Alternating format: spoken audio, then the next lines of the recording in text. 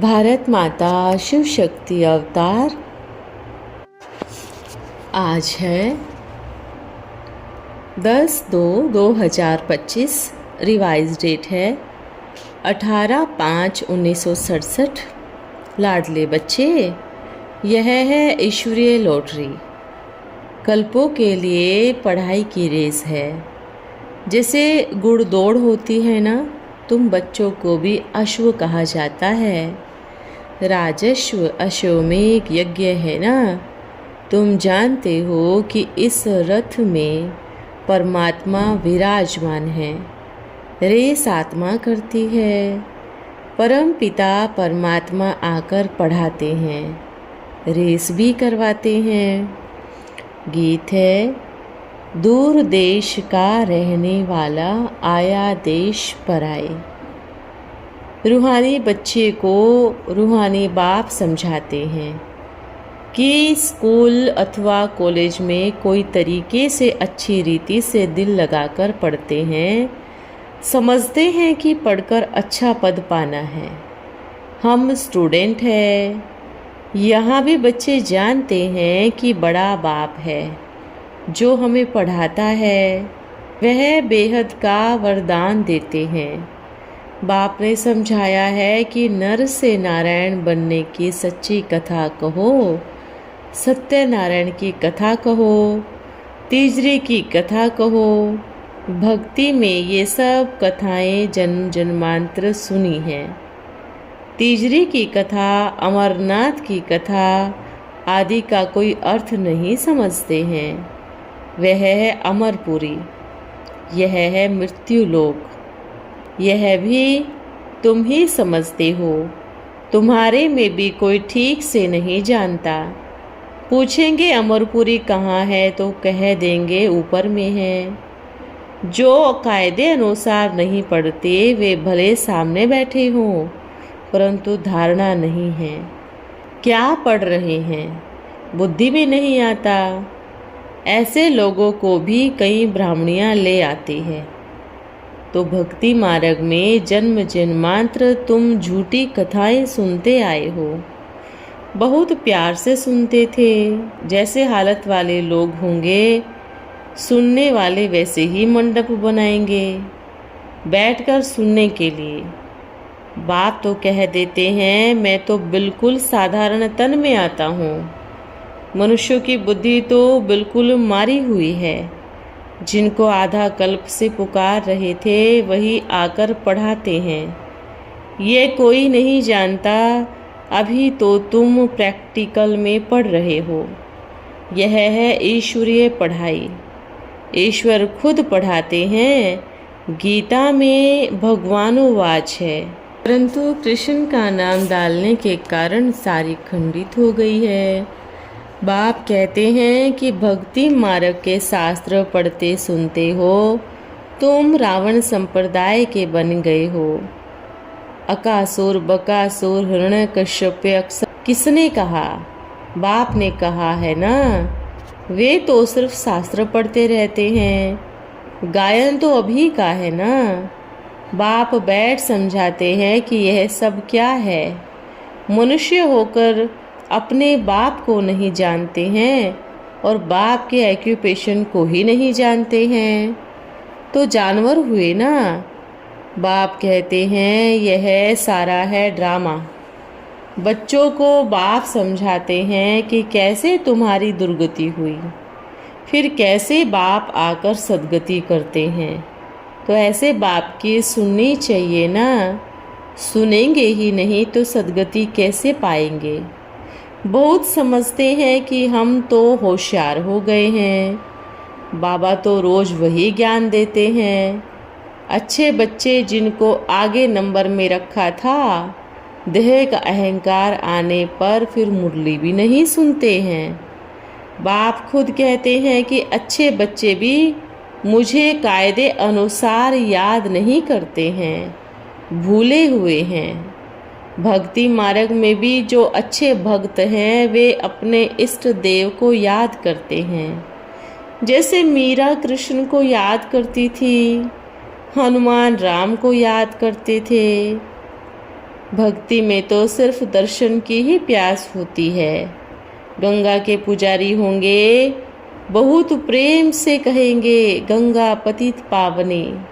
यह है ही भक्ति मार्ग। रावण राज्य, बंदर संप्रदाय।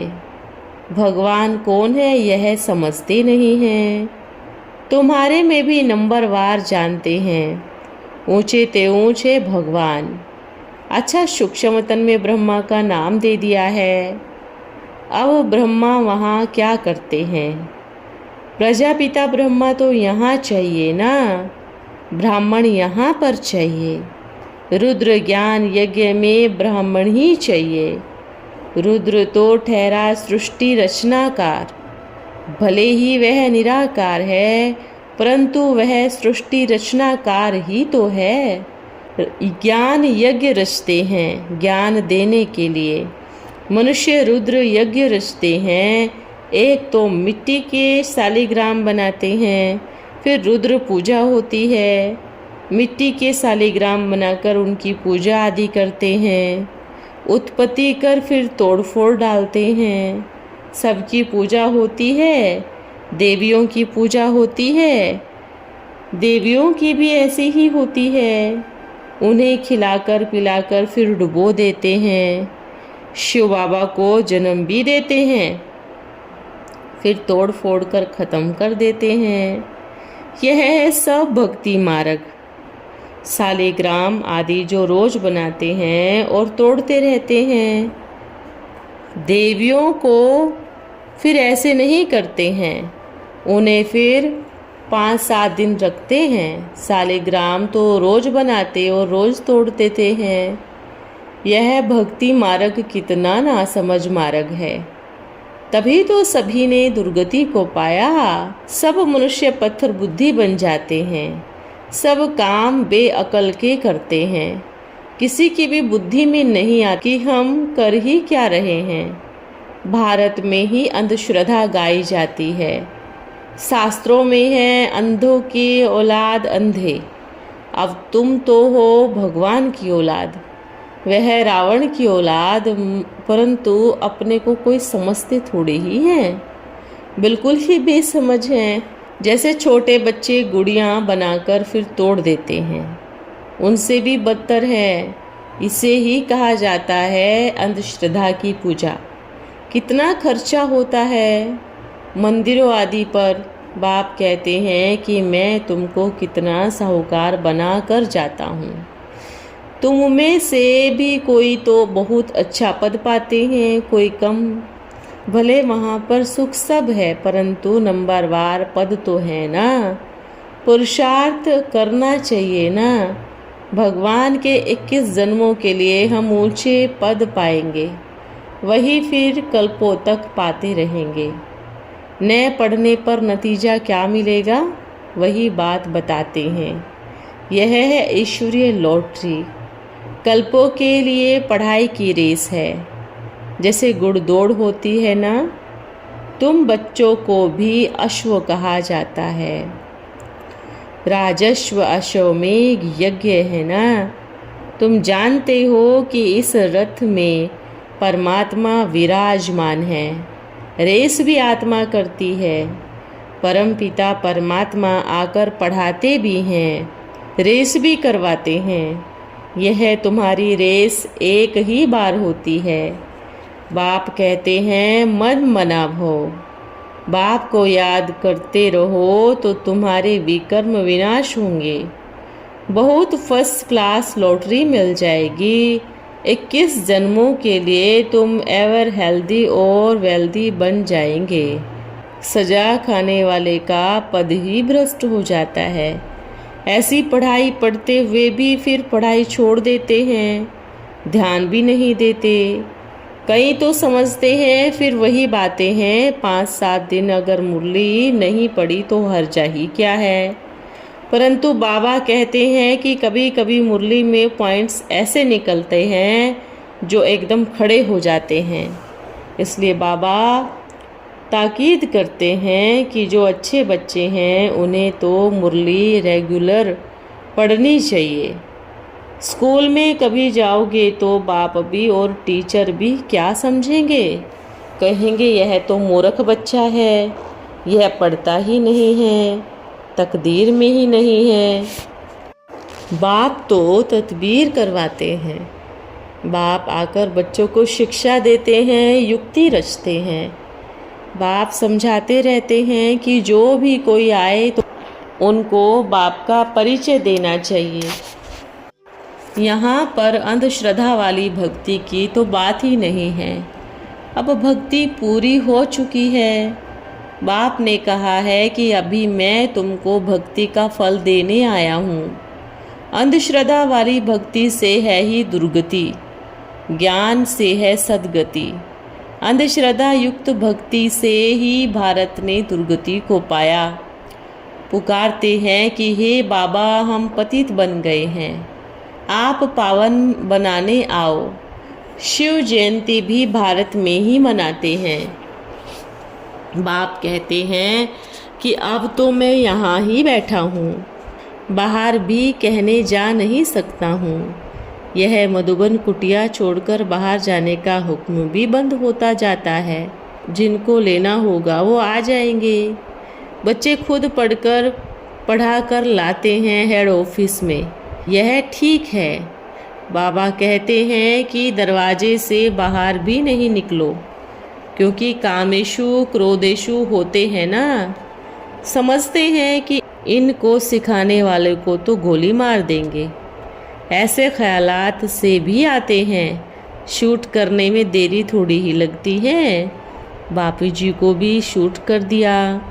शिव बाबा कहते हैं कि मैं बापू हूँ, मुझे तो कोई शूट नहीं कर सकेगा।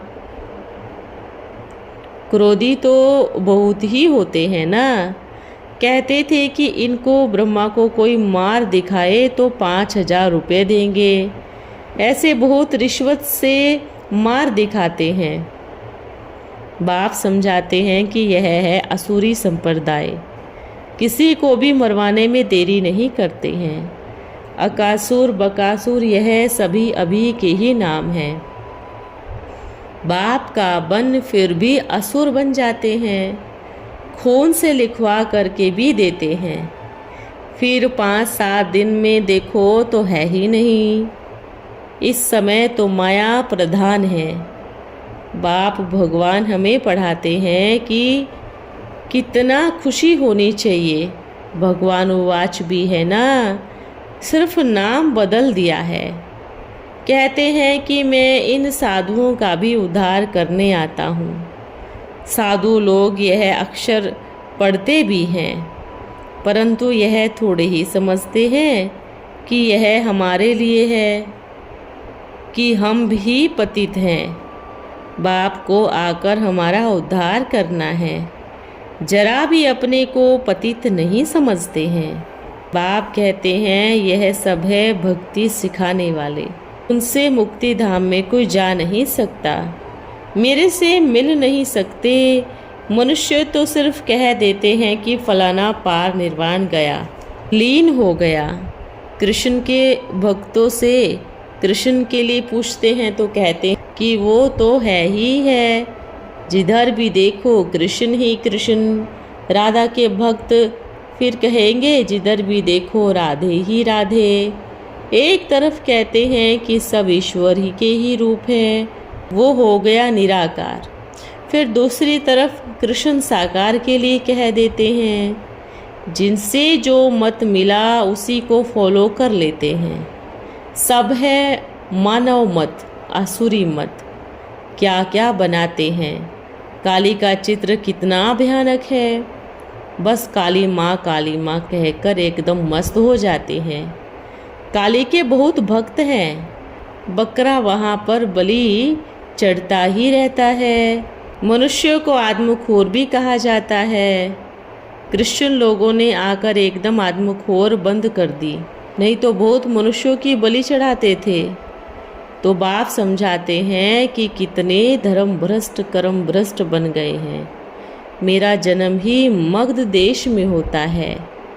जहाँ के मनुष्य तो मगरमच्छ दृश्य होते हैं, गाय का मांस भी खाते हैं, बहुत बड़े आदमी भी खाते हैं, जैसे कि वहाँ की रस्म ही होगी, उस पर ही चलना पड़ेगा। कोई ईरान का बादशाह आएगा तो उनकी क्या खातिरदारी करेंगे, तुमको मालूम है? सारा का सारा ऊँट उबाल कर मिर्च मसाला डालकर वो सारा उनके खाने के लिए जाकर रखेंगे। ऐसी गंदी दुनिया है कि बात मत पूछो। अखबार में पढ़ा था कि भूख लगी तो एक कुत्ते को ही खाने लगा। भूख लगी तो फिर क्या करेगा? जो आया सो ही खाया।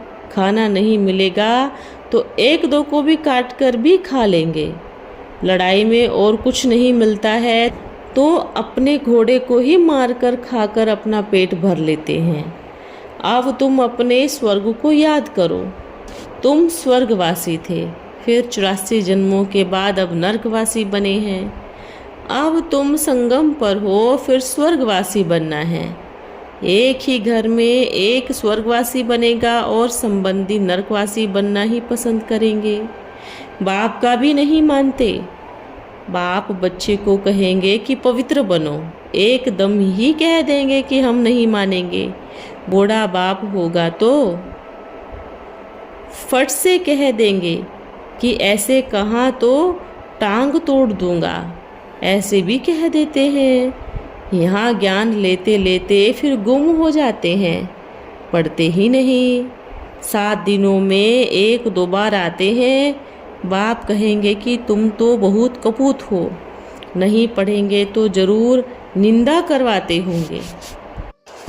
चलन शैतानी होगी, ना पढ़ेंगे तो पदवी भ्रष्ट होगा और भी ज़्यादा अपना नुकसान करेंगे। पढ़ाई भी बहुत सहज है, सिर्फ अल्फ और बे, यह बस यही गांठ बांध लो। अच्छा, बे भी याद नहीं पड़ता तो छोड़ दो, सिर्फ अल्फ को ही याद करो। पढ़ेंगे तो अच्छा ही पद पाएंगे। योग में रहने वाले की बुद्धि में नॉलेज भी ऑटोमेटिकली आ जाती है। बाप कहते हैं कि सिर्फ अल्फ को याद कराओ। कहते हैं बाबा हम भूल जाते हैं। अरे बाप जो तुमको विष्णुपुरी का मालिक बनाते हैं उनको भूल जाते हो। बेहद के बाप ने तुमको एडॉप्ट किया है विश्व का मालिक बनाने, तो बनेंगे तब जब उनकी श्रीमत पर चलेंगे। कोई तो 5-7 महीने भी समझकर विलायत में जाते हैं तो खेल ही खत्म हो जाता है। कोई तो फिर बहुत नए नियमों पर भी चलते हैं। बाहर तो अनेक प्रकार के कर सकते हैं, इसमें कोई पाप नहीं। कोई पूछते हैं कि बाबा रिश्वत बिना काम ही नहीं चलता, फिर यह पाप तो नहीं है? वो भी करना ही पड़े। नहीं खाएंगे तो तुम्हारी कमाई नहीं होगी, फिर कोई पद भी नहीं देंगे, नौकरी से ही बाहर निकाल देंगे। रिश्वत खाने वाले तो बहुत होते हैं ना।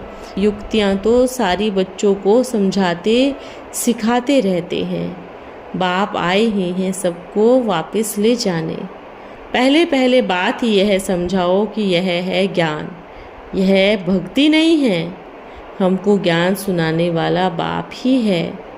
लिखा हुआ है गीता ज्ञानदाता शिव भगवानो वाच्य। वो फिर कह देते हैं कि शिव परमात्मा और कृष्ण दोनों एक ही हैं। सबका पोजीशन एक ही के जैसे कैसे हो सकता है? तो यह सारा ज्ञान अब तुम्हारी बुद्धि में है। अच्छा, ओम। बच्चों को याद प्यार। आज का वरदान है तीव्र पुरुषार्थी भव। जैसे मिलिट्री को ऑर्डर होता है स्टॉप, तो फौरन स्टॉप हो जाते हैं। स्टॉप कहने के बाद एक पाँव भी आगे नहीं बढ़ा सकते। इसी प्रमाण श्रीमत मिले, वह डायरेक्शन मिले और 1 सेकंड में उस स्थिति में स्थित हो जाए, दूसरा सेकंड भी न लगे। 1 सेकंड में अपने को स्थित करने के इस पुरुषार्थ को ही तीव्र पुरुषार्थ कहा जाता है। ओम नमः शिवाय।